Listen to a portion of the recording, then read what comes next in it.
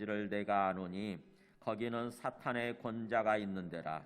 내가 내 이름을 굳게 잡아서 내 충성된 증인 안디바가 너희 가운데 곧 사탄이 사는 곳에서 죽임을 당할 때에도 나를 믿는 믿음을 저버리지 아니하였도다. 그러나 너에게 두어 가지 책망할 것이 있나니 거기 너에게 발람의 교훈을 지키는 자들이 있도다. 발람이 발락을 가르쳐 이스라엘 자손 앞에 걸림돌을 놓아 우상의 제물을 먹게 하였고 또 행음하게 하였느니라. 이와 같이 내게도 니골라당의 교훈을 지키는 자들이 있도다. 그러므로 회개하라. 그리하지 아니하면 내가 너에게 속히 가서 내 입의 검으로 그들과 싸우리라. 귀 있는 자는 성령의 교회들에게 하시는 말씀을 들을지어다. 이기는 그에게는 내가 감추었던 만나를 주고 또 흰 돌을 줄 터인데 그 돌 위에 새 이름을 기록한 것이 있나니 받는 자밖에는 그 이름을 알 사람이 없느니라. 아멘. 앉으시겠습니다. 네, 지금 우리는 요한계시록 전체를 다 끝낸 다음에 7 교회의 이야기를 새롭게 이렇게 좀 살펴보고 있습니다. 그러니까 요한계시록 전체를 통해서 우리가 뭘 알았냐면은 우리가 완전한 구원으로 나간다고 하는 거죠. 주님이 재림하셔서 부활시킨 다음에, 우리를 부활시킨 다음에 심판하신다고 그랬죠. 그래서 예수 믿는 사람은 영원한 천국으로 이렇게 들여보내시고, 예수 믿지 않고 악인으로 산 사람들이죠. 죄를 범하면서 악인으로 산 사람들은 사탄의 백성들이죠. 사탄의 종들, 사탄의 백성들은 영원한 불못에 던져지게 된다고 하는 거죠. 그래서 그게 우리가 완전한 그 구원의 지점인데, 그렇게 완전한 구원의 지점에 우리가 이를 때까지 이 땅에서 믿음의 삶을 살아야 되는 거죠. 그래서 그 완전한 구원에 나가기 위해서 지금 우리 현재 영적 상태가 어떠하고 우리가 극복해야 될 부분이 무엇인지 그거를 얘기해 주는 것이 이 7 교회 이야기입니다. 그러니까 7 교회 이야기는 7 교회만에 해당되는 이야기가 아니라 끝에서 항상 얘기하잖아요. 성령이 귀 있는 자는 성령이 교회들에게 하시는 말씀을 들을지어다. 그래서 모든 교회에게 주시는 말씀이라고 하는 거죠. 교회라고 하는 것은 건물로서의 교회가 아니에요. 우리가 교회에 대한 선입견이 있잖아요. 교회 그러면 딱 떠오르는 게 어디에 있는 큰 탑이 있고 무슨 큰 건물이 있고 하는 그런 교회 생각이 나죠. 근데 성경이 말씀하는 교회는 그런 건물로서의 교회가 아니에요. 성경이 말씀하는 교회는 교자가 원래 믿을 교자고 그 다음에 회자가 모일 회자입니다. 그래서 믿는 사람들의 모임이에요. 교회라고 하는 것은 원래. 그러니까 믿는 사람들이에요. 우리 예수 믿는 사람들. 이게 교회입니다. 정확히. 그러니까 우리들이 교회예요. 지금 우리들이. 여기 있는 사람들이 우리가 교회죠. 우리가 교회. 그래서 이 7 교회 이야기는 바로 우리들에게 주시는 말씀이에요. 지금 오늘날 우리들에게. 누구누구야 불러가지고 너가 교회지 그러면서 니한테 이렇게 말씀을 너에게 이런 말씀을 준다 그러면서 말씀해 주시는 거죠. 지금. 그러니까 오늘 나에게 주시는 말씀으로 들어야 돼요. 주님이 무엇을 말씀하고자 하시나. 이것을 통해서 이 7 교회 이야기를 통해서 나에게 뭘 말씀하고자 하시나 이렇게 나에게 주시는 말씀은 그 관점에서 그렇게 드려야 되는 거죠. 먼저 에베소 교회는 어떤 말씀을 주셨었죠? 첫사랑을 회복하라고 그랬죠. 첫사랑 회복해라. 그러니까 에베소 교회의 치명적인 약점은 뭐냐면은 첫사랑을 잃어버린 거였어요. 첫사랑을. 하나님을 향해서 처음 가졌었던 그 사랑 있잖아요. 우리가 처음 예수님 믿을 때 그 마음 있잖아요. 굉장히 뜨겁게 신앙생활하지 않습니까? 그렇잖아요. 열심히 뜨겁게 신앙생활하는데 시간이 좀 흘러가면서 좀 맹숭맹숭해지죠, 그죠? 형식적이고 습관적으로 신앙생활하게 되잖아요. 근데 에베소 교회가 그랬다고 하는 거죠. 그래서 에베소 교회를 향해서 첫사랑을 회복해라. 그래야 완전한 구원으로 나아가게 된다. 이렇게 얘기를 하시는 거죠. 그다음에 두 번째, 서머나 교회를 향해서는 뭘 얘기하셨냐면은 너가 핍박받고 있는 거 안다. 그죠? 너가 엄청난 핍박받고 있는 거 안다. 그래도 앞으로도 더 큰 핍박이 있을 거다. 그런데 뭐예요? 죽도록 충성하라. 그런 거죠. 그러니까 핍박받는 상황 속에서는 자칫하게 되면은 우리가 믿음을 놓아버리기 쉽잖아요. 근데 죽더라도 죽을 때까지 충성이란 말은 신실해라 그런 뜻이거든요. 믿음을 지켜라. 믿음을 지켜라. 그래서 핍박받는 상황 속에서 믿음을 끝까지 지키라고 하는 말씀을 주시는 거, 그게 서머나 교회에 주시는 말씀이었죠. 그 다음에 이제 오늘 세 번째 버가모 교회에게 주시는 말씀이에요. 버가모 교회. 자, 오늘 말씀은 나중에 보면은 14절에서 발람의 교훈을 지키는 사람들이 있다. 또 15절에서 니골라당의 교훈을 지키는 사람들이 있다 그러면서 그것을 그렇게 하면 안 된다고 하는 거죠. 발람의 교훈을 극복해라. 니골라당의 교훈을 이겨내라 라고 하는 얘기를 하는 거죠. 그러면은 오늘 핵심은 바로 그거예요. 발람의 교훈으로부터 벗어나는 거, 니골라당의 교훈으로부터 벗어나는 거. 이게 뭘까 하는 거, 이게 뭘까. 자, 오늘 말씀은 그러면은 이 오늘 말씀과 관련된 이 그 발람의 교훈, 이 발람이 뭐냐?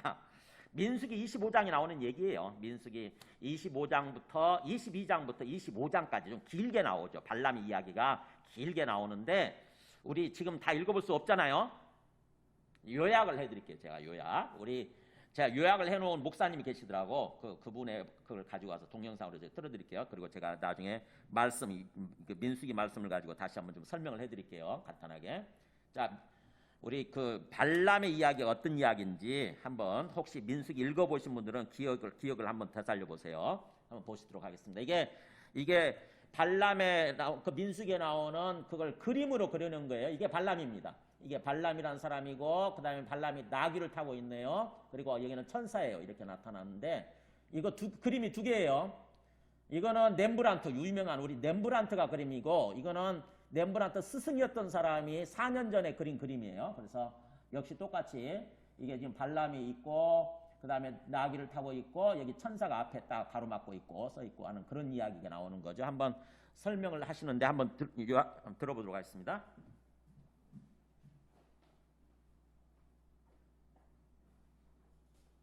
이 두 개의 그림은 구약성경 민수기에 나오는 발람과 당나귀 이야기를 그린 것입니다. 우편 그림은 렘브란트의 스승인 피터 라스트만이 1622년 39세에 그린 것이고요. 좌편 그림은 렘브란트가 1626년 20세 때 스승의 것을 본따 그린 것입니다. 이 그림의 배경은 민수기 22장입니다.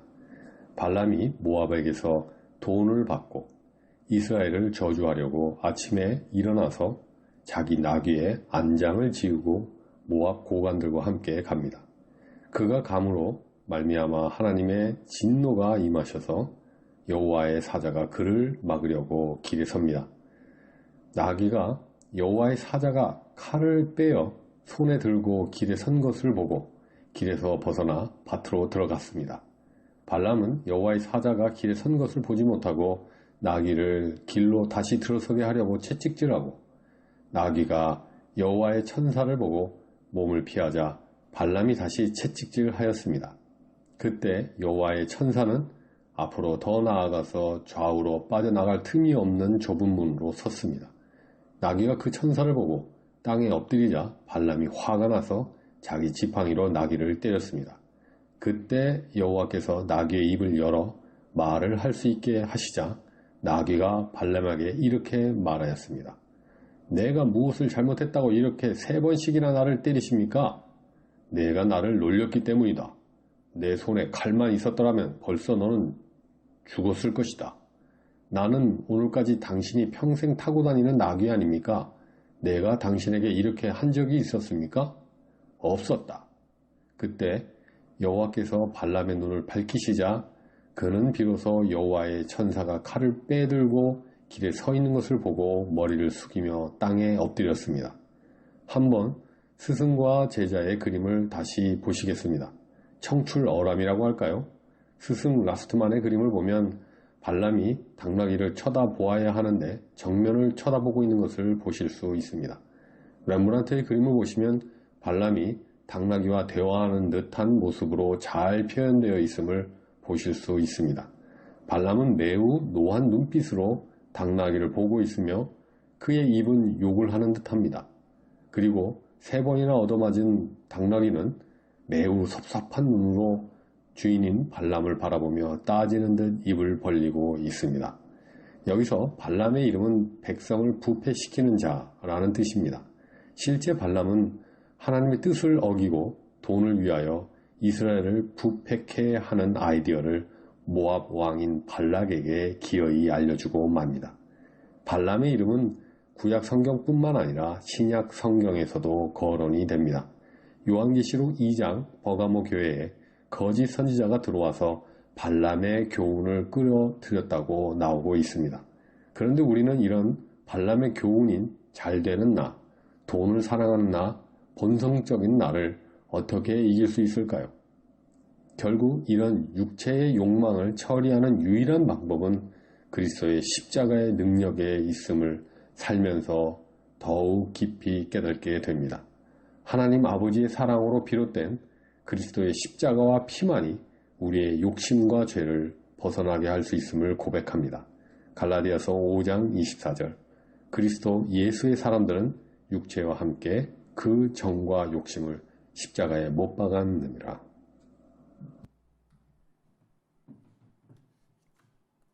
네, 먼저 우리 오늘 버가모가 어디에 있는지 한번 우리 그 지도를 한번 좀 보도록 할까요?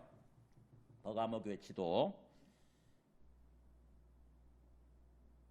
네, 지도를 보여주세요. 여기 보면은 에베소, 서머나 버가모 이 지역이네요. 버가모. 그러니까 여기가 지금 터키 지방이죠. 오늘날 터키 지방이고 소아시아잖아요. 그리고 여기서부터는 유럽이에요. 그러니까 유럽과 소아시아를 연결시켜주는 가장 길목에 있는 지역, 이게 버가모라고 하는 거죠. 버가모, 우리 옷의 상표 중에서 페르가모 들어보셨어요? 페르가모. 네, 그 넥타이 중에서도 유명한 넥타이 페르가모가 있는데 이탈리아에서 나오는 거잖아요. 페르가모가 버가모예요. 버가모가 페르가모입니다. 그래서 이 버가모, 페르가모라고 하는 것은 양피지라는 뜻이에요. 양피지, 사실은 양피지. 양의 가죽이죠. 양의 가죽으로 만든 거, 그 양피지라는 뜻인데 왜 버가모가 지역의 이름이 붙었느냐? 아니, 지도를 보면은 이 지금 이렇게 연결돼 있잖아요, 그죠? 이 길목이잖아요. 그러니까는 굉장히 교통의 요지에 있다 보니까 당연히 상업이 발달할 수밖에 없을 거 아닙니까? 그래서 상업과 무역이 발달하고 그래서 굉장히 돈을 많이 벌고 부유한 도시인 거죠. 이 도시가 부유한 도시고, 그 다음에 다른 지역들도 다 마찬가지였지만 그때 당시에 로마의 황제를 신으로 섬기도록 신전을 짓는 거예요. 이렇게 동상을 세우고 신전을 짓고, 그래서 로마 황제를 신이라고 부르는 거죠. 하나님이라고 부르고 나의 주님이라고 부르고. 특별히 이 요한계시록 쓰여지던 당시에 네로 황제, 도미티아누스 황제, 트라이안 황제, 제가 처음에 요한계시록 말씀할 때 했는데 기억이 나실지 모르겠어요. 이 세 명의 황제가 가장 극심했거든요. 그게 내가 신이다, 내가 하나님이다, 나를 주님이라고 불러라. 그래가지고 거기에 굴복하지 않으면은 다 잡아 죽이는 거예요. 화형을 시키고 그 다음에 또 사자밥이 짐승들의 밥이 되게 만들고, 그렇게 극심하게 어떤 그런 핍박을 하고 그런 거죠. 특별히 이 버가모라고 하는 이 도시는 그렇게 그러니까 교통의 요지에 있으면서 이렇게 상업과 무역이 발달한 그런 부유한 도시였는데, 여기에는 황제 아우구스투스 황제가 있죠. 아우구스투스 황제를 위한 신전이 세워져 있었고, 그 다음에 또 뱀신을 섬기는 거죠. 뱀신. 참 신기하죠. 어떻게 뱀을 신으로 섬길까? 근데 뱀을 신으로 섬기는 족속이 많은 거 아세요, 혹시? 제가 태국을 갔을 때, 태국의 무슨 강이죠, 그게? 태국에 이렇게, 태국이나 이렇게 세 나라가 만나는 그 강이 있잖아요. 무슨 강이, 무슨 강이죠, 거기가? 메콩강인가? 거기 강에, 그 옆에 가보니까 뱀 동상을 만들어 놨더라고요. 뱀 저거를, 거기가. 그러니까 뱀이 많이 출현하는 곳이래요. 그러니까 뱀 때문에 굉장히 뭔가 상처를 입고 피해를 보고 그러니까는 아예 뱀을 섬기는 거죠. 뱀을 신으로 섬기는 거죠. 그래서 뱀을 상을 만들어 가지고 그렇게 그 있더라고, 거기도 그렇게.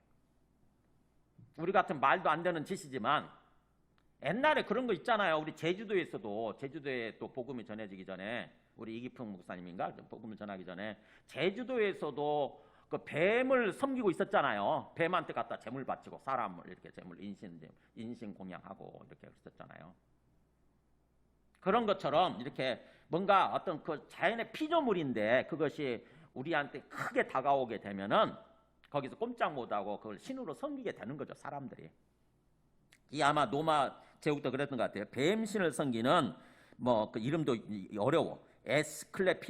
에스클레피오스라고 하는 그런 신전이 세워졌대요. 그럴 만큼 그러니까 이곳에는 이 버가모 지역은 황제 숭배와 우상 숭배가 우상신 숭배가 극심했던 지역인 거죠.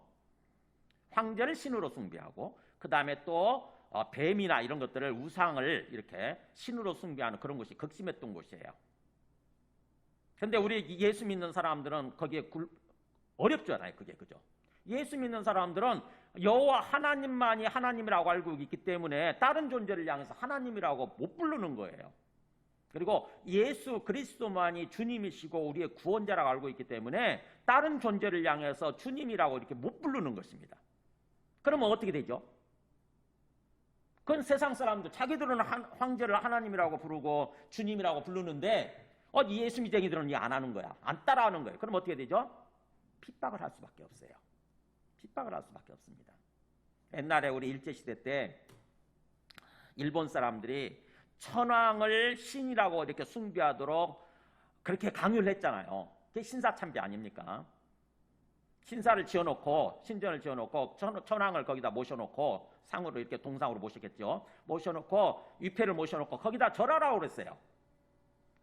황제께서 천황이 우리의 신입니다. 천황이 우리의 신입니다. 우리의 하나님입니다. 이렇게 절하는 거죠. 근데 예수쟁이들은 그걸 거부했거든요. 그래서 어떻게 됐습니까? 잡아가지고 적쳤잖아요. 대표적인 분이 누구냐면은 주기철 목사님 아시죠? 주기철 목사님, 손양훈 목사님. 신사 참배 안 했다고 결국 감옥에 가두고 고문해가지고 고문으로 죽었어요. 고문으로 죽었죠. 신사 참배 안 했다고. 그러니까 그 천황을 일본의 천황을 신이라고 숭배 안 했다고 그렇게 된 거죠. 이게 마찬가지예요. 버가모 교회도 그런 상황인 거예요. 그런 상황. 특별히 그곳에는 이 버가모는 그야말로 이 버가모 양피지를 뜻하는 버가모가 유명할 만큼 그래서 양피지를 가지고 책을 만들었는데 굉장히 수준 높은 질 좋은 어떤 책이겠죠, 그죠? 그때 당시는 이런 어떤 파피루스 종이 이런 걸로 만들었는데 여기는 양피지를 가지고 책을 만들었으니까 엄청나게 값비싼 책이겠죠. 근데 그 값비싼 책이 무려 20만 권이나 있었대요. 20만 권을 소장해 놓은 엄청난 도서관이 있을 정도로 그러니까는 엄청난 도시죠. 이 버가모 지역이 그야말로 그런 곳인데 예수쟁이들은 예수 믿는 사람들은 거기에 굴복하지 않은 것입니다. 그래서 엄청난 핍박이 있었던 곳 그걸 배경으로 해서 얘기하는 거예요. 13절 보세요. 주님께서 그렇게 말씀하시죠. 너가 어디에 사는지를 내가 알고 있다 이렇게 말씀하시죠. 그러니까 주님은 항상 먼저 우리가 처한 상황, 우리가 겪고 있는 상황을 먼저 다 내가 지켜보고 알고 있다 이런 식으로 말씀을 하십니다.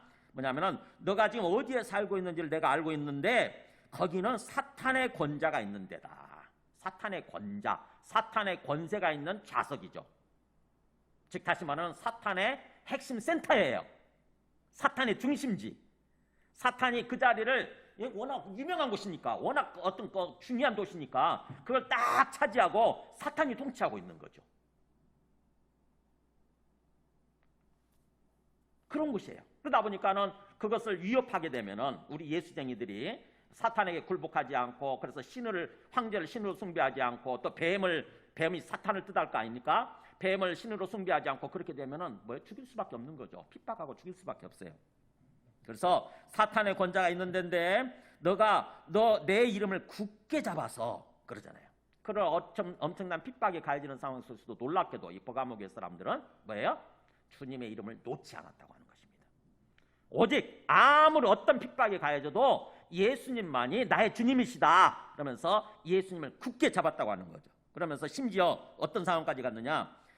내 충성된 증인 안디바가 너희 가운데 곧 사탄이 사는 곳에서 죽임을 당할 때에도 뭐예요? 거기에 버가모 교회 출신 성도 중에 안디바라는 사람이 있었나 봐요.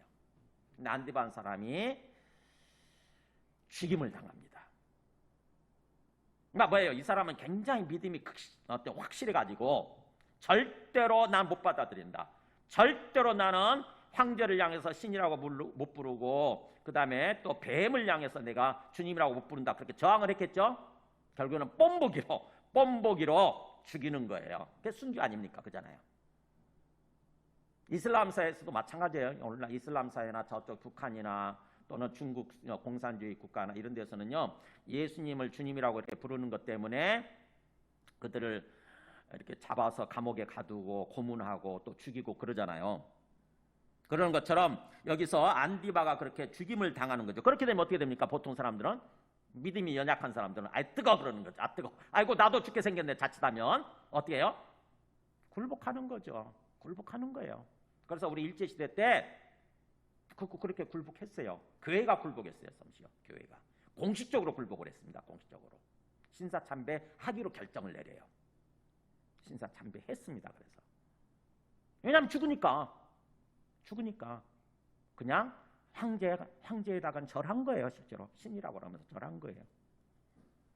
지금 그럴 판인데 놀랍게도 이 버가모의 사람들은 그렇게 안디바가 죽어나가는 상황 속에서도 나를 믿는 믿음을 저버리지 아니하이도다. 놀랍죠? 굴복하지 않은 거예요. 나를 믿는, 주님을 믿는 믿음을 저버리지 아니하다. 그러니까 이 버가모의 사람들의 강점은 뭐예요? 주님이 보실 때 엄청난 핍박의 상황 속에서 강한 교회예요. 핍박에 강한 교회, 핍박에. 주기철 목사님처럼, 또 주기철 목사님이 속한 그 교회 성도들처럼 핍박의 상황 속에서 굉장히 강한 교회. 우리 가끔 그런 사람들 있잖아요. 보면은 자, 목에 막 칼이 들어오면서 칼 가지고 위협하고 그럴 때도 오히려 그때일수록 믿음이 강한 사람들 있죠. 되게 보면은, 그죠? 강한 자 앞에 강한 사람들 가끔 있잖아요.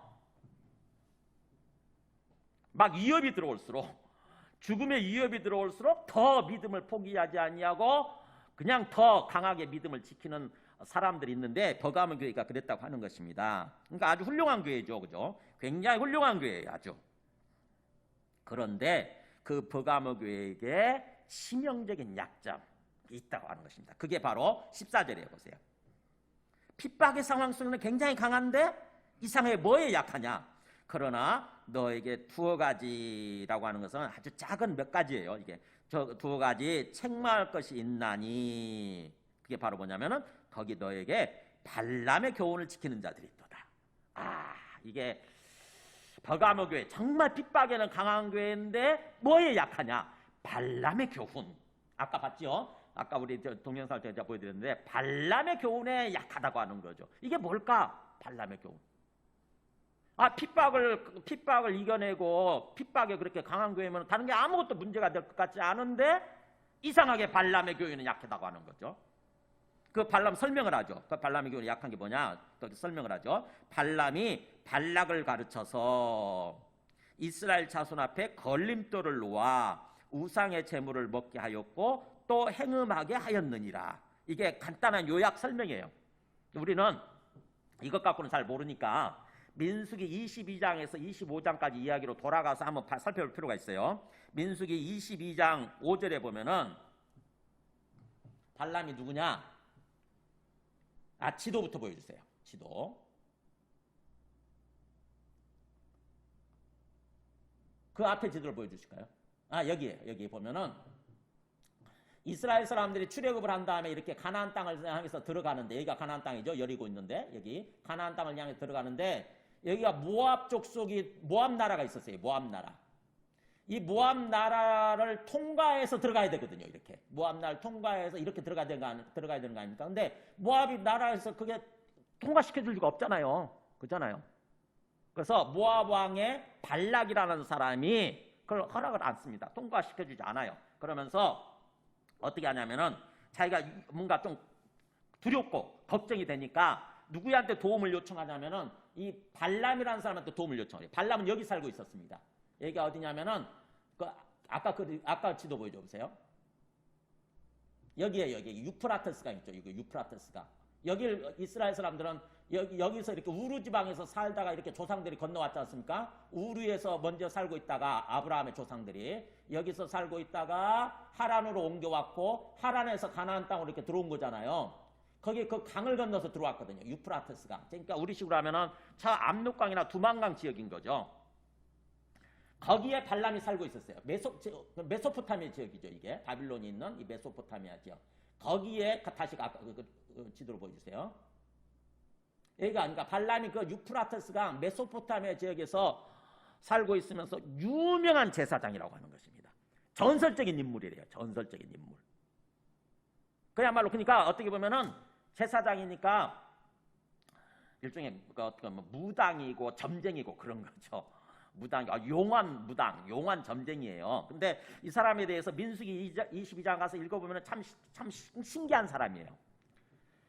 이방 민족이니까 이방신을 섬기는 어떤 그런 무당이고 그런 사람인데 점쟁인데 하나님을 또 알아요. 하나님을 알아요. 근데 굉장히 신기하죠. 독특해요. 마치 그런 거하고 똑같아요. 우리 용한 무당, 용한 점쟁이 가면 혹시 가끔 우리 예수 믿는다고 그러면서도 혹시 점치러 가는 사람들 있죠. 가끔 보면 그죠. 믿음이 없어가지고 점 보러 가는 가끔 어떤 집사님들이나 권사님들 이런 사람들이 온대요.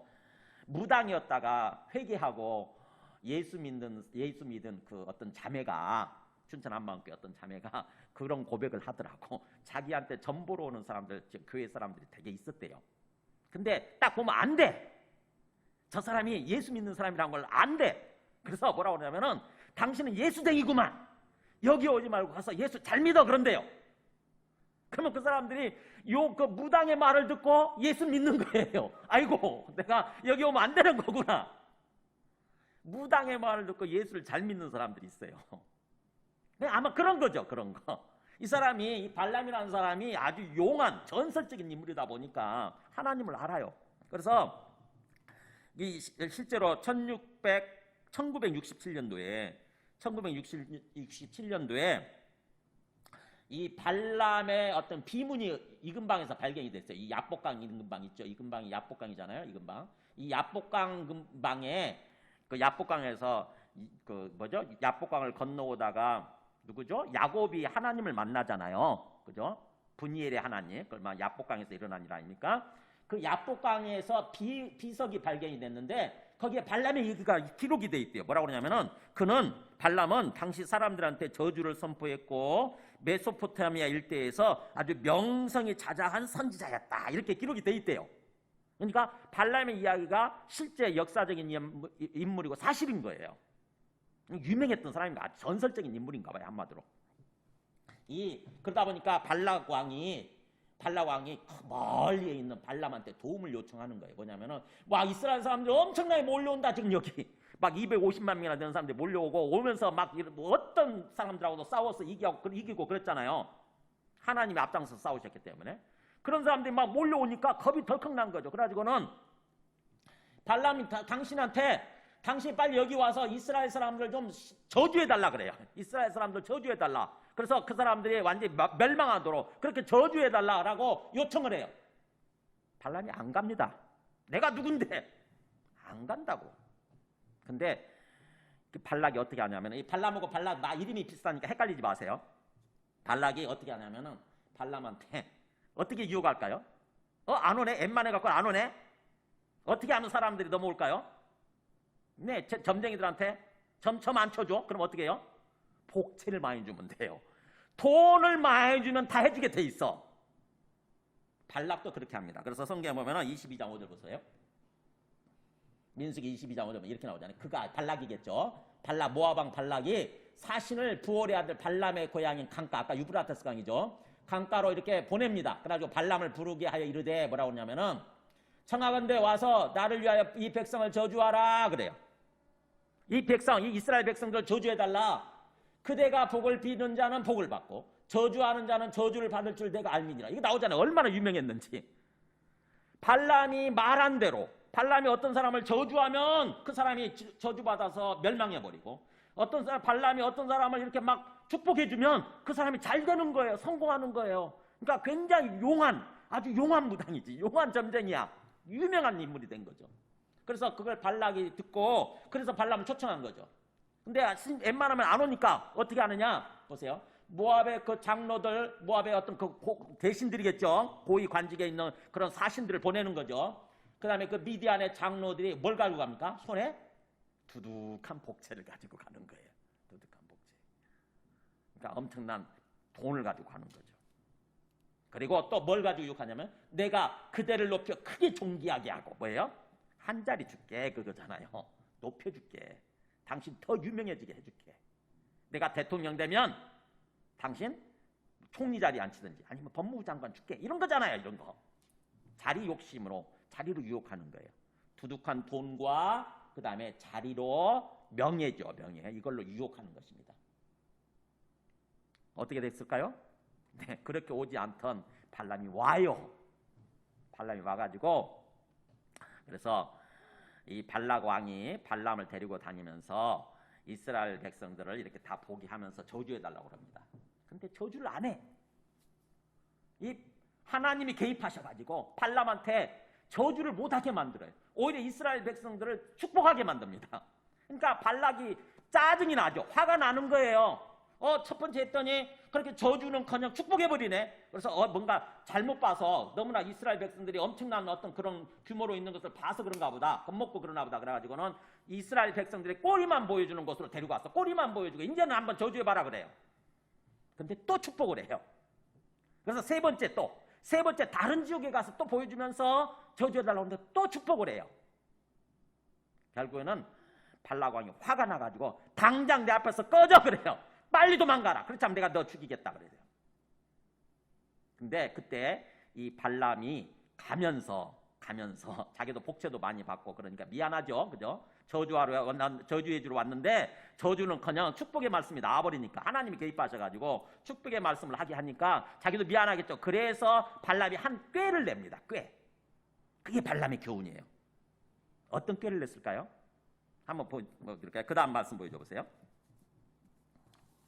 민수기 25장 1절에 보면은 보세요. 이스라엘이 시딤에 머물러 있더니 그러니까 발람은 가고 이제 발람은 돌아가고 이스라엘 백성들은 시딤이라고 하는 이 지역 모압 땅에 머물러 있는데 어떤 일이 시작이 되느냐? 그 백성이 모압 여자들과 음행하기를 시작하는 거예요. 하나님의 백성인 사람들이 모압에 속해 있는 여자들, 그러니까 모압의 일종의 제사를 지내는 그 제사 신전의 여자들이죠. 신전의 여자들, 창녀들의 일종의. 그 사람들은 제사만 지내고 끝나는 것이 아니라 일종의 어떤 그 음행까지 간음까지 했거든요. 그게 공창이죠. 일종의 공창들. 그래서 모압 여자들과 음행하기를 시작하느냐. 누가요? 하나님의 백성이. 이스라엘 사람들이. 어떻게 해서 그렇게 됐느냐? 그 여자들이 자기 신들에게 제사할 때 이스라엘 백성을 초청을 합니다. 이게 발람이 준 꾀예요. 발람이 내어준 아이디어예요. 아이디어. 이렇게 하라고 한 거예요. 당신들이 이렇게 제사를 지낼 때 당신들끼리만 하지 말고 이스라엘 백성의 특별히 지도자들 그 사람들 초청장을 보내라. 초청을 해서 거기다 뭔가 먹을 것을 많이 준다고 그러고 그 다음에 뭔가 음행할 수 있는 기회를 준다고 그래라. 그러다 초청을 해요. 근데 속이 없는 이스라엘 백성들이 갑니다. 거기에 가요. 가서 같이 제사를 지내고 보세요. 이스라엘 백성을 초청하면 이 백성들이 가서 먹고 거기서 제사 지낸 음식을 먹는 거죠. 그러면서 그들의 신들에게 절을 해요. 모압의 족속 그 모압의 신 바알볼이죠. 바알볼에게 절을 합니다. 그러니까 바알볼을 경배하는 거예요. 그래서 이스라엘이 결국 바알볼에게 가담한지라 거기에 같이 결국 우상신 숭배에 가담하게 되어버린 거죠. 하나님 어떻게 하시겠어요? 진노하시죠. 하나님이 진노하시는 거예요. 하나님이 이스라엘에게 여호와께서 이스라엘 진노하시니라. 그 다음 말씀 보여줘 보세요. 그래서 민수기 31장 16절에 보면은 이렇게 나와요. 보라 이들이 발람의 꾀를 따라서 그잖아요. 발람이 내준 아이디어죠. 발람이 복채를 두둑이 받았으니까 가면서 발락 왕한테 일종의 아이디어를 준 거예요. 절대로 당신들이 이스라엘 사람들 못 이깁니다. 이스라엘 사람들은 하나님이 저들을 딱 붙들고 있고 하나님을 섬기고 있기 때문에 절대로 못 이깁니다. 이렇게 하면 이길 수 있습니다. 어떻게 하냐면은 하나님을 거부하고 하나님을 배신하게 만드는 거예요. 하나님을 배신하게 만드는 거예요. 어떻게 해요? 우상신을 섬기면 되는 거예요. 이스라엘 백성들이 하나님을 섬기는 것이 아니라 우상신을 섬기게 만들면 하나님이 진노하셔서 하나님이 저들을 진멸시킬 겁니다. 그렇게 하세요라고 지혜 아이디어를 줬거든요. 꾀를 줬거든요. 거기에 넘어간 거예요.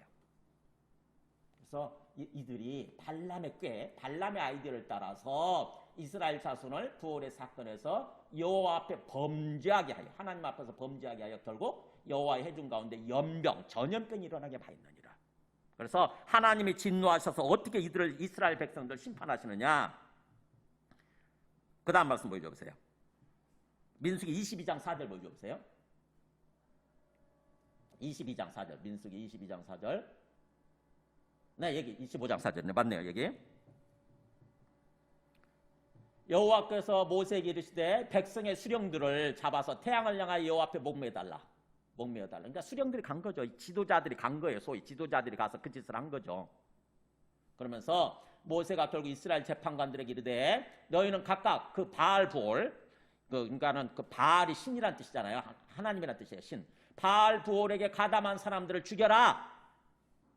그래서 하나님이 심판하셔서 결국 그 연병, 전염병으로 죽은 자가 24,000명이었더라. 네, 모압 족속에 의해서 전쟁을 해서 져서 죽은 것이 아니라 뭐예요? 하나님을 진노케 함으로써 하나님의 손에 의해서 이스라엘 사람들이 죽어요. 무려 24,000명이 죽습니다. 전염병으로. 오늘날 코로나로 인해서 수많은 사람들이 죽듯이 하나님의 심판이에요. 그게. 우상신을 섬김으로 말미암아서 하나님의 진노와 심판으로 말미암아서 이스라엘 사람들이 무려 24,000명이 죽은 거죠. 그래서 이스라엘 사람들에게 있어서는 이 사건이 두고두고 기억되는 아주 그런 사건이에요. 그래서 이스라엘 사람들은 발람의 교훈 그러면 다 압니다. 이때 당시에 이 말씀 발람의 교훈 그러면 발람의 전설이죠. 일종의 다 아는 거예요. 그런 맥락에서 지금 얘기를 하는 거예요. 옛날에 그렇게 이스라엘 백성들이 발람의 교훈을 쫓아서 발람의 꾀죠. 발람의 꾀에 넘어가서 결국 우상신을 섬기는 바람에 하나님의 백성들이 그렇게 진멸당했듯이 그렇게 죽어야 했듯이 심판을 받아 멸망해야 됐듯이 오늘날 그 발람의 교훈에 해당되는 니골라당의 교훈을 지키는 사람들이 있다는 거예요. 지금 너희들 가운데 버가모 사람들 가운데. 아니 핍박에서는 다 이겼는데 핍박에서는 굉장히 강한 사람들인데 뭐에 약한 거예요? 유혹에 약한 거예요. 유혹에. 여러분 그런 거 아세요? 우리가 되게 보면은요 핍박에는 되게 강한데 유혹에 약한 사람들이 있어요. 우리들 대부분 그렇습니다. 우리 대부분. 그래서 옛날 전두환 정권 시절에요 기자들이 자꾸 그 전두환에 대해서 안 좋은 기사를 자꾸 쓸 거 아닙니까? 쿠데타로 정권을 잡았으니까 기사들이 자꾸 그 기자들이 그런 쓰는 거예요. 그래서 그들 막 처음에는 위협하고 핍박했죠. 어떻게 보면은 당신들 계속 그런 식으로 기사 쓰면은 감옥에 가둔다.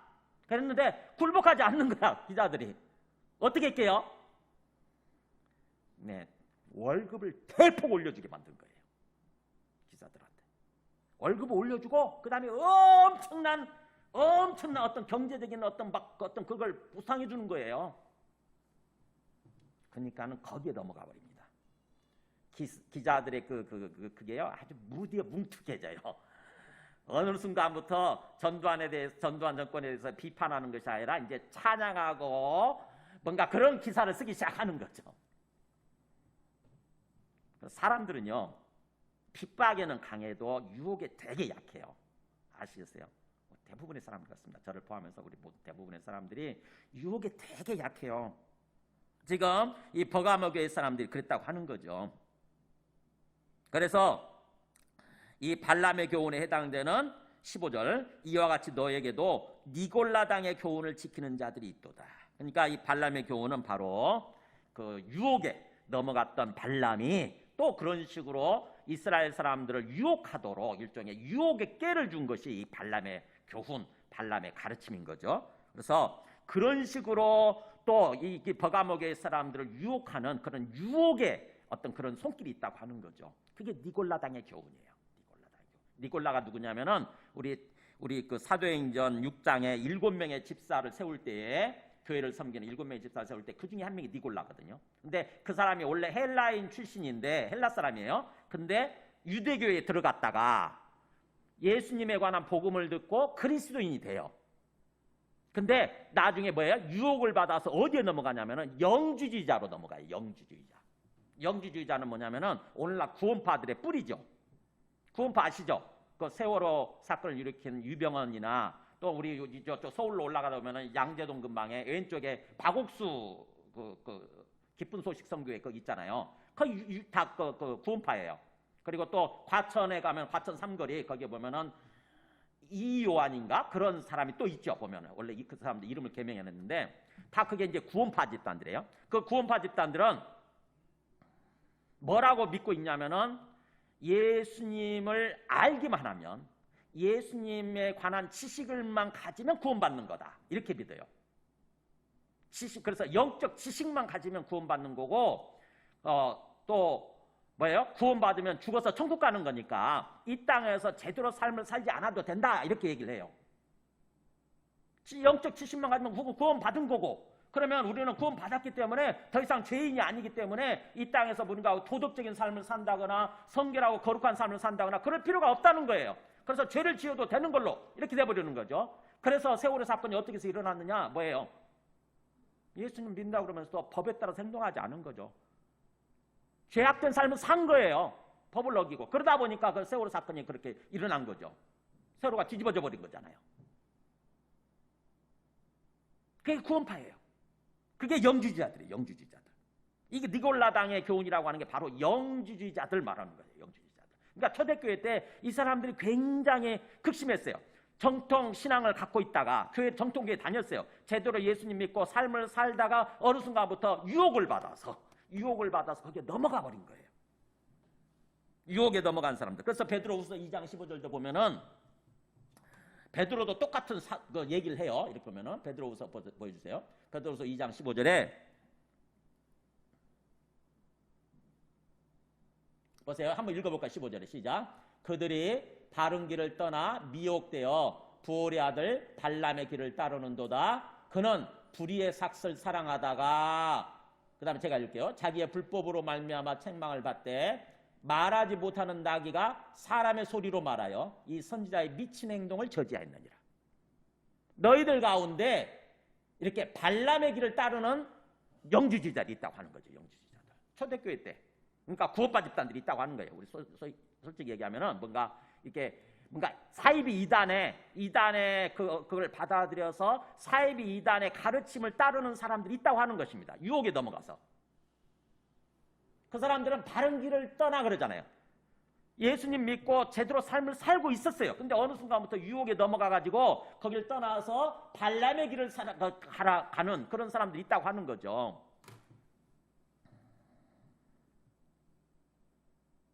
만약에 그렇게 계속하면 어떻게 될까요? 예수님을 믿고 예수님을 주님으로 믿고 따르다가 나중에 뭐예요? 저쪽에 신천지처럼 이만이라고 하는 총회장을 예수의 영이 들어간 예수님의 대행자, 그래서 어떤 예수 재림 예수 이런 식으로 믿고 그게 주님으로라고 부르면서 그렇게 살면 어떻게 될까요? 그 사람들 구원 받을까요? 한때 정통교회 다녔기 때문에 구원 받을까요? 그렇게 생각하는 사람들 있죠. 보면은 한 번 믿으면 완전한 구원, 영원한 구원이니까 우리가 정통교회 한때 다녔으면 다 무조건 구원받는 걸로. 근데 주님 입장에서 생각해 보세요. 주님이 어느 순간에 주님 입장에서 보면은 그러니까 예수님을 주님이라고 부르다가 어느 날 믿음의 대상을 바꿔가지고 이만이라는 사람을 주님이라고 부르고, 그래서 이만이라는 사람을 찬양을 하고 이만희의 이름으로 기도해. 그러면 주님께서 그 사람을 구원해 주시겠어요? 이만희 찬양 있는 거 아세요? 저쪽 안상홍 있죠. 안상홍도 마찬가지고 안상홍 찬양이 있어요. 죽은 안상홍. 그리고 안상홍님의 이름으로 기도해요. 그 사람들. 안상홍님의 이름으로 기도해요. 근데 그런 사람들을 주님께서 구원해 주시겠냐고. 영원한 천국으로. 그래 잘했다 그러면서 영원한 천국, 너는 이제 천국으로 들어와서 에덴 동산으로 들어와서 나랑 영원히 함께 살자. 그렇게 하시겠냐고요. 주님께서 심판하실 수밖에 없는 거죠. 주님께서. 바로 이와 같이 이렇게 너에게도 니골라당의 교훈, 발람의 교훈을 따르는 사람, 지키는 사람들이 있다. 만약 그대로 내버려두게 되면은 결국 하나님이 진노하시고 심판을 받아서 영원한 멸망, 영원한 불못으로 들어갈 수밖에 없는 그런 사람들이 있다고 하는 거죠. 그래서 그 사람들 위해서, 그 사람들을 사랑하시기 때문에 그 사람들을 구원하시기 위해서 오늘 말씀을 주시는 거예요.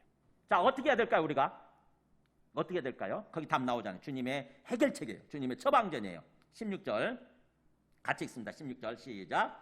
그러므로 회개하라. 그리하지 아니하면 내가 너에게 속히 가서 내 입의 검으로 그들과 싸우리라.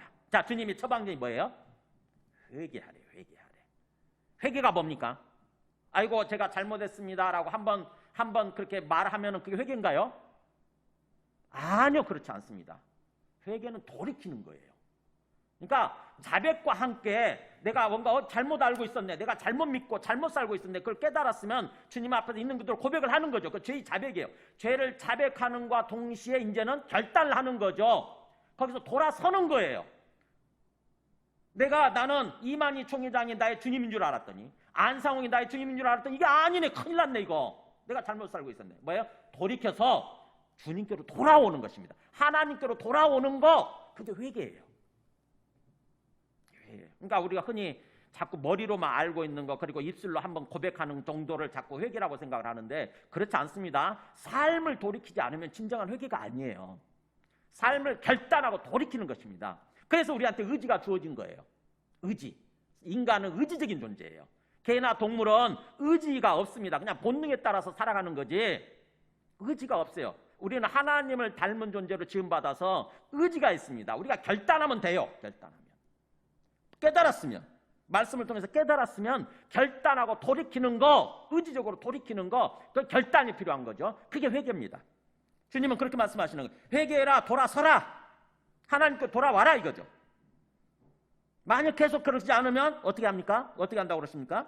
만약 그러지 않고 회개하지 않으면 내가 너에게 속히 가서, 주님이 오신대요. 주님이 오셔서 내 입의 검으로 그들과 싸우리라. 주님의 입에서 나오는 검이 뭐겠어요? 말씀이에요, 말씀. 주님은 말씀을 가지고 싸우시는 거예요. 말씀을 가지고 그들, 회개하지 않는 사람들이죠. 계속해서 이단 신앙을 갖고 있고 그렇게 살아가는 사람들, 그들과 주님이 싸우시겠대요. 주님이 사람하고 싸우시면 누가 승리하게 해요? 당연히 주님이 승리하시죠. 그래서 계속 회개하지 않는 사람은 심판받아서 멸망할 수밖에 없어요. 주님께서는 그렇게 하시기 전에 계속 뭔가 구원받을 수 있는 기회, 회개할 수 있는 기회를 주시는 거예요. 난 너를 사랑하기 때문에, 내가 지었고 내 백성이고 내 자녀이기 때문에 너를 구원하고 싶다는 거죠. 너를 구원해서 행복한 삶으로, 정말 복된 삶으로 내가 인도하고 싶다. 그 마음 가운데서 일종의 기회를 주시는 거거든요. 은혜를 베푸시는 거예요. 회개할 수 있는 기회, 돌이킬 수 있는 기회. 근데 회개하지 않는다? 결국에는 주님이 오셔서 말씀으로 우리를 심판하실 수밖에 없고 결국 우리가 심판받아서 영원한 멸망으로 가게 된다고 하는 거죠. 그래서 히브리서 4장 12절에 보면은 하나님은 말씀으로 우리와 싸우신다, 말씀으로 우리를 심판하신다는 말을 히브리서 4장 12절에서 그렇게 말씀을 해요. 그 다음 말씀 보여줘 보세요.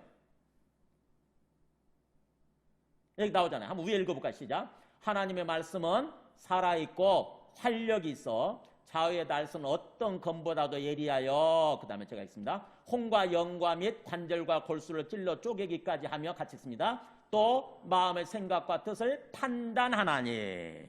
판단이 심판이에요. 그러니까 하나님은 뭘로 심판하시느냐? 말씀으로요. 하나님이 주신 이 말씀 있잖아요. 또 하나님 입에서 나오는 말씀, 이거는요 그냥 아무런 능력이 없는 그냥 어떤 그런 게 아니고 말씀은 살아있다고 하는 것입니다. 하나님의 말씀은 살아있어요. 그리고 활력이라는 건 운동력인 거죠. 힘이 있어요. 뭔가 이렇게 움직일 수 있는, 뭔가 변화시킬 수 있는 힘이 있다고 하는 거죠. 하나님의 말씀은 살아있어요. 제가 옛날에 그런 경험을 한 적이 있는데, 좀 신비로운 체험이라서 좀 말하기 조심스럽긴 한데, 어느 날 굉장히 힘든 시절에 정말 말씀을 통해서 깨닫고 싶더라고. 뭔가 주님의 해답이 뭔지 이렇게 깨닫고 싶은 거라서 말씀을 주저하게 쳐다보면서 말씀을 계속 생각하고 있는데, 어느 순간에요 말씀이, 그 문제에 해당되는 그 말씀이 둥둥둥둥 떠오르는 거예요. 말씀이 둥둥둥둥 떠오르듯 이렇게 올라오더라고요. 진짜 말씀이 살아있네. 그런 경험을 한 적이 있어요. 말씀은 살아있습니다. 하나님의 말씀은 살아있어요. 그래서 하나님의 말씀을 듣게 되면은 어느 순간에요 하나님의 말씀이 우리 마음속에 들어와서 역사가 일어나요. 우리의 생각을 바꿉니다. 우리의 생각을 바꾸고 우리의 우리에게 힘을 주시고, 그리고 또 우리 뭔가 어떤 이 문제를 극복할 수 있는 어떤 지혜를 주시고 그래요. 하나님의 말씀은 살아있습니다. 분명히. 이 성경 말씀 죽은 말씀이 아니에요. 이 성경 말씀 정말 살아있어요. 말씀이 살아있고 그래서 말씀이 우리 마음속에 들어오게 되면 정말 우리가 깊이 묵상하고 깨닫게 되면 말씀이 역사를 일으켜요. 역사를 일으켜요. 우리 문제를 해결하기 시작하고 우리 마음을 치료하고 시작하고 우리 문제를 우리 삶을 바꿔요. 하나님은 그 말씀으로 우리에게 역사하시면서 그 말씀으로 결국에는 나중에 심판하신다는 거죠. 우리 마음속에 있는 생각, 뜻까지도 심판하신다고 하는 것입니다. 우리는 하나님 모를 거라고 생각하거든요. 내가 내 마음속에 꼭 숨겨둔 생각이니까 하나님 모를 거다. 하나님은 다 뭐예요? 속에 있는 것을 파헤치는 거죠. 이렇게 말씀을 가지고. 그렇잖아요. 아주 날카로운 칼이 들어오게 되면 우리 옛날에 보면은 뼈를 바르고 그럴 때 굉장히 날카롭게 다 발라내잖아요. 그죠? 뼈와 뼈 사이에 있는 것까지 다 발라내지 않습니까? 그런 것처럼 하나님의 말씀의 칼이 우리 안에 들어오게 되면 우리 속에 숨겨져 있는 생각들 있잖아요. 그것들 다 이렇게 발라내가지고 심판하시는 거죠. 그래서 지으신 것이 하나도 그 앞에 말씀 앞에 나타나지 않음이 없고, 그죠? 모든 피조물이 다 하나님 앞에 나타낸다고 하는 거죠. 하나님 말씀 앞에 우리의 결산을 받으실 이의 눈앞에 우리의 삶을 최종적으로 심판하시는 거죠. 그게 하나님이에요. 주님이 오셔서 심판하실 때 그 눈앞에 만물이 벌거벗음 같이 드러나느니라. 모든 존재가 뭐예요? 다 벌거벗은 것처럼, 그래서 완전히 벌거벗은 모습으로 주님 앞에 서는 것처럼 다 주님 앞에 다 드러나서 주님이 심판하신다고 하는 거죠. 말씀으로. 말씀이 주님께서는 그 말씀을 얘기하시는 거예요. 회개하지 않으면 내가 너에게 속히 가서 내 입의 검, 즉 내 입의 말씀으로 그 사람들과 싸우리라. 우리는 그렇게 되기 전에, 주님과 싸우기 전에 뭐예요? 주님이 우리를 상대로 싸우시기 전에 빨리 우리가 회개해야 되는 거죠. 빨리 회개하고 돌이키면 되는 거예요. 그러면 우리가 구원받고 정말 복된 삶으로 세워지게 되는 것입니다. 근데 계속 유혹에 지고 유혹에 넘어가서 계속 유혹에 이끌리는 그런 삶, 발람처럼 발람의 교훈을 따라가는 그런 사람들이 있으면 결국에는 우리가 하나님과 싸우게 되고 하나님이 우리를 상대로 싸우시게 되고 우리는 하는 심판을 받아서 멸망하게 되는 거예요. 왜 우리가 그런 삶을 삽니까? 그잖아요. 빨리 회개해야 되는 거죠. 자, 오늘 말씀 보세요. 17절 말씀 정리합니다. 귀 있는 자는 성령의 교회들에게 하시는 말씀을 들을지어다. 이게 버가모 교회에게만 주시는 말씀이 아니라는 거죠. 귀 있는 자는 성령이 누구한테요? 교회들에게. 모든 예수 믿는 사람들한테, 모든 교회한테 주시는 말씀이다. 그거를 들을지어다. 귀 있는 자는 들을지어다. 그러니까 주님은 우리 모두에게 말씀하시는 거니까 뭐예요? 그것을 말씀을 알아들을 귀가 필요하다는 거죠. 우리가 아무리 주님이 말씀하셔도요, 말씀을 알아듣지 못한다. 그러면 어쩔 수가 없어요. 자기 자신의 삶에 대한 책임은 자기가 지는 거죠. 주님은 우리한테 기회를 주실 분이에요. 말씀을 통해서 우리가 회개하고 정말 구원받아서 복된 삶을 살아갈 수 있는 그런 기회를 주시는 것입니다. 우리가 말이나 소를 데리고 물을 먹이기 위해서 개울가로 데리고 가잖아요. 그럼 개울가에 데려다 놓고 어떻게 합니까? 물 먹도록 내버려 두는 거죠. 근데 물을 안 먹어. 그럼 어떻게 합니까? 그냥 입을 쫙 열고 물을 막 억지로 밀어넣습니까? 그런 사람은 없어요. 그렇게 하지 않습니다. 하나님도 마찬가지예요. 하나님도 우리에게 물을 먹을 수 있는 기회, 그래서 말씀을 들을 수 있는 기회를 주시지만 억지로 밀어넣지는 않는 거죠. 말씀을 알아듣는 것은 너희들 몫이다. 너희들 책임이다라고 하는 거예요. 말씀을 듣고 깨달음으로써, 그래서 회개함으로써 진정으로 복된 삶으로 나아가게 되는 것은 너희들 책임이다. 너희들한테 달려있다. 그런 뜻이에요. 그게 귀 있는 자는 들을지어다. 자, 그 말씀을 듣고 그래서 깨닫고 회개하고 그럼으로써 그 영적 전쟁에서 이긴 사람들이죠. 이기는 그에게는, 그러니까 이긴다는 말은 전쟁을 염두에 두고 말씀하는 거죠. 우리 삶 자체가 영적 전쟁이에요. 유혹에 넘어가지 않고 유혹에서 이기는 사람, 발람의 교훈을 이기고 그 다음에 니골라당의 교훈을 이기는 거, 그게 이기는 거죠. 이기는 사람한테는 주님이 약속하시죠. 내가 감추었던 만나를 그 사람한테 주겠다. 감추어졌던 만나, 숨겨졌던 만나. 만나가 뭐죠? 광야를 오면서 광야를 행군하면서 주님이 매일매일 내려주셨던 양식이잖아요. 식량이 이게 만나 아닙니까? 그잖아요. 말씀을 말하는 거예요. 우리 영혼의 양식, 영혼의 양식. 그러니까 유혹을 이기고 영적 전쟁에서 싸움에서 이긴 사람들한테는 더욱더 숨겨져 있는 만나를 주신다고 하는 거죠. 그래서 말씀이 더욱더 들어지게 되고 들려지게 되고 말씀이 깨달아지게 되고 말씀이 우리 영혼을 소생시켜요. 말씀이 들어오게 되면은 우리 영혼이 막 눈이 밝아지면서 영혼이 살아납니다. 근데 유혹의 전쟁에서 진 사람들은요, 말씀이 안 들어와요. 말씀이 안 들어오게 되면은 더욱더 뭐예요? 영혼이 소생하지 못하고 더욱더 졸립죠. 이상하게 평소에는 안 졸린데 말씀만 들으면 졸는 사람들 있잖아요. 뭐예요? 그 영혼이 유혹과의 전쟁에서 지고 있는 사람들이에요. 사탄은요, 어떻게든지 우리를 말씀을 듣지 못하게 만들려고 계속 하나님 앞에서 떠나게 만들려고 계속 유혹을 하거든요. 어떻게 유혹을 하느냐? 세 가지 유혹을 해요. 마지막 말씀 봐야 되겠네요. 세 가지 유혹. 한번 우리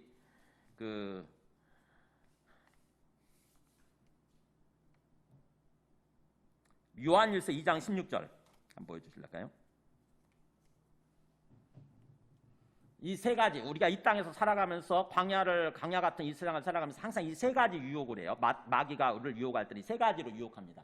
이런 세상에 있는 모든 것이 첫째, 육신의 정욕, 안목의 정욕, 이생의 자랑. 이걸 가지고 유혹을 해요.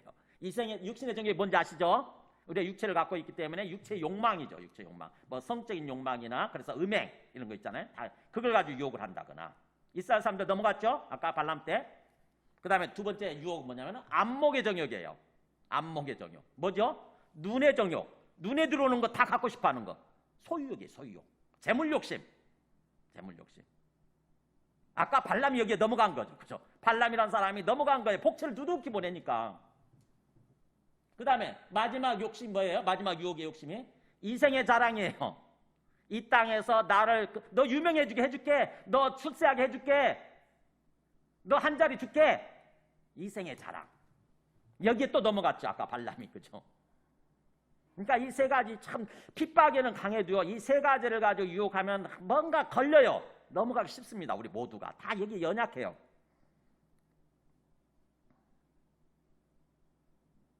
그래서 뭔가 이 유혹과의 싸움에서 우리는 정말 이기려고 영적으로 깨어 있어야 되는 거죠. 정말 주님한테 도움을 요청하고요. 주님 도와주세요. 제가 지금 어떤 유혹에 걸렸는데 지금 이걸 여기서 지지 않도록 좀 도와주세요. 힘을 주세요라고 정말 살아계신 주님을 믿고 주님을 바라보고 주님께 기도하는 것입니다. 그럼 주님은 다 보고 알고 계시기 때문에 우리가 주님께 도움을 요청하면 주님이 개입하신다고요. 성령을 통해서 개입을 하세요.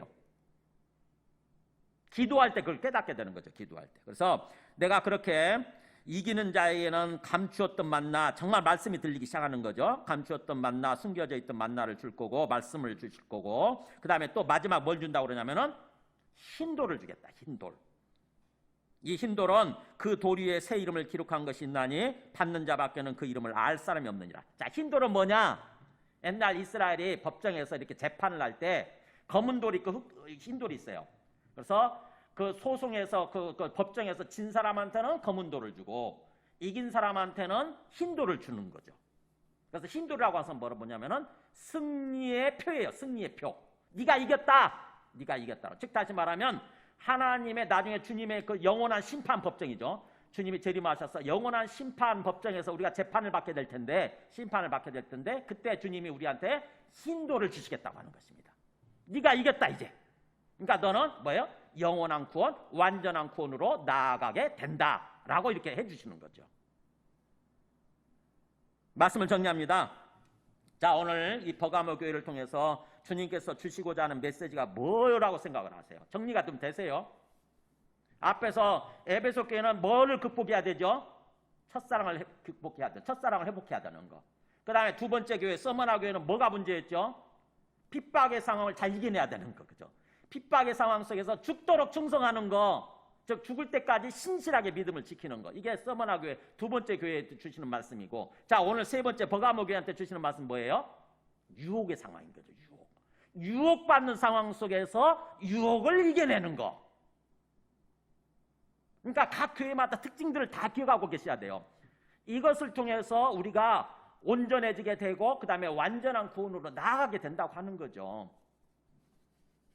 나에게 지금 가장 어떤 부족한 게 뭔가 보세요. 다 부족하죠. 다 연약하죠. 첫사랑도 잃어버렸고 맹숭맹숭하고 예수님 믿어도 뜨거운 마음이 없죠. 그 다음에 또 마찬가지예요. 그 서머나 교회처럼 핍박의 상황 속에서 뜨거워하고 도망칠 준비하고 있고 우리는 그죠? 그 다음에 또 버가모 교회처럼 유혹 상황에서 옳거나 하고 딱 그냥 받아들이고 이러잖아요 우리. 근데 그 상태로 가게 되면 우리가 완전히 구원받지 못하고 그냥 중간에 다 멸망해버리게 되는 거죠. 주님께서는 그렇게 되지 않도록 지금 7개의 이야기를 통해서 우리 이야기를 지금 해주시는 거예요. 그래서 오늘 말씀을 통해서 천천히 하나하나 이렇게 우리 자신을 돌아보고 주님 앞에서 완전 구원의 관점에서 항상 이 말씀을 보시기 바랍니다. 완전 우리는 지금 우리가 이곳이 아니에요. 우리가 있을 곳은 이곳이 아니고 우리는 지금 과정이죠. 과정. 광야를 지금 지나가고 있는 거고 우리가 도달해야 될 곳 가나안 땅이잖아요. 영원한 구원, 완전한 구원. 즉 주님 재림하실 때 우리가 부활해가지고 에덴 동산에 들어가는 거, 영원한 천국에 들어가는 거 이게 최종 목적지잖아요. 거기까지 갈 때까지 우리는 끊임없이 영적 싸움을 해야 되고 영적 싸움에서 승리해야 되는 거죠. 믿음이 필요하죠. 진정한 믿음. 그래서 영적 싸움에서 이기면 여기서도 이 땅에서도 영적 싸움에서 이기면은요 우리 심령의 평안함을 누리고 우리 삶이 세워져요. 아시겠어요? 장차 완전한 구원에 이르게 될 뿐만 아니라 이 땅에서부터 주님이 완전히 통치하시고 이끌어가시기 시작하면은요 우리 심령의 평안을 누리고 은혜를 누리면서 우리 삶이 풀려요. 하는 일들이 뭔가 풀리기 시작합니다. 형통하게 세워지기 시작하고 그래서 참으로 복받은 삶으로 축복된 삶으로 이렇게 세워지는 거죠. 주님은 우리에게 그런 삶을 원하시는 거예요. 항상 우리가 지금 처한 상황, 우리가 겪고 있는 이 상황 문제를 주님의 관점에서 바라보시기 바랍니다. 영원한 구원, 완전한 구원, 참으로 축복된 삶을 우리한테 주기를 원하시는 주님의 관점에서 바라보시고 주님께 도움을 요청하세요. 우리 연약함 아세요? 우리가 연약한 거 어떤 부분이 치명적으로 약점을 갖고 있는지 알고 계십니다. 근데 주님은 그걸 가지고 무조건 우리를 심판하고 정죄하려고 하시는 것이 아니라 어떻게든지 우리를 구원하려고 하시는 거죠. 그래서 주님의 그 관점, 주님의 사랑을 깨닫고 주님 앞에서 기도하시기 바랍니다. 지금 우리가 당하고 있는 시험 있잖아요. 마지막 말씀 보겠습니다. 고린도전서 10장 13절 제일 마지막 말씀 같이 읽어볼까요? 시작. 사람이 감당할 시험밖에는 너희가 당한 것이 없나니 오직 하나님은 미쁘사 너희가 감당하지 못할 시험당함을 허락하지 아니하시고 그 다음에 제가 한번 읽을게요. 시험당할 즈음에 또한 피할 길을 내사 너희로 능히 감당하게 하시느니라. 우리는 어떤 시험을 받고 핍박이나 유혹을 받고 그러면은 아이고 이거 내가 못하겠네, 내가 못 감당할 엄청난 거네 이렇게 생각하기 쉬운데 사실은요 하나님은 절묘한 조련사거든요. 절묘한 조련사예요. 우리를 잘 아시기 때문에 우리가 감당할 만한 정도까지만 허락을 하세요. 사단을 통해서 사단이 물론 우리를 시험하고 유혹을 한다 할지라도 하나님의 허락을 받아야 돼요. 하나님이 허락하지 않으면 그게 일어나지 않습니다. 하나님이 허락을 하실 때 우리를 아시기 때문에 우리가 감당할 수 없는 우리 능력을 벗어난 그런 것은 하나님이 허락하지 않으세요. 지금 우리가 당하고 있는 어려움들 있죠. 우리가 당하고 있는 어려움은요 주님이 보실 때는 감당할 만하다고 생각하기 때문에 허락하신 거예요. 주님에 대한 믿음이 있으면 우리가 힘을 얻게 되는 거죠. 주님 보실 때는 이걸 감당할 만하다고 생각하셔서 허락하신 거구나. 그렇다고 한다면 우리가 주님께 믿음으로 기도하면은 감당할 힘이 생기는 거예요. 근데 뭐예요? 믿음이 없게 되면은 주님께 기도하지 않으면은 뭐예요? 그 시험에 완전히 내가 매몰당하는 거죠. 압도당하는 거예요. 그래가지고는 어찌할 줄 모르고 오히려 미궁 속으로 빠져들죠. 우리의 심령이, 우리의 삶이. 어쩌지 하면서 미궁 속으로 완전히 빠져들어요. 그래서 주님이 그렇게 말씀하잖아요. 너희가 감당할 사람이 감당할 시험밖에 너희가 당한 것이 없다. 지금 너희가 당하고 있는 그 시험, 어려움 다 감당할 만한 거다 이거예요. 하나님은 미쁘셔서 너희가 감당하지 못할 시험당을 허락하지 지금 아니하셨다. 그럼 어떻게 감당해야 됩니까? 기도하면 되죠. 시험 당할 쯤에 또한 피할 길을 내서 너희로 능히 감당하게 하시느니라. 기도하면 주님이 어디가 피할 길이 있는지, 어떻게 하면 거기서 문제를 극복하고 피할 수 있는지 피할 길을 다 마련해 놓으셨다고 하는 거죠. 그 피할 길이 발견이 되는 거예요. 보여지는 거예요. 여러분이 당하고 있는 어려움들 주님 앞에 나가서 기도하시기 바랍니다. 주님, 제가 이러이러한, 이미 주님 다 알고 계시지만 주님, 제가 이러이러한 요즘 시험을 당하고 있는데, 핍박이나 유혹 이러이러한 상황 속에 처해 있는데 이걸 어떻게 하면 내가 잘 감당을 하고 이겨낼 수 있는지, 그래서 진정 주님께서 우리에게 원하시는 대로 평안하고 참으로 형통하고 복된 삶으로 완전한 구원으로 나갈 수 있는지 주님 가르쳐 주시옵소서, 힘을 주시옵소서. 이렇게 기도하면 주님께서 우리 영적인 눈을 열어주시게 되는 거예요.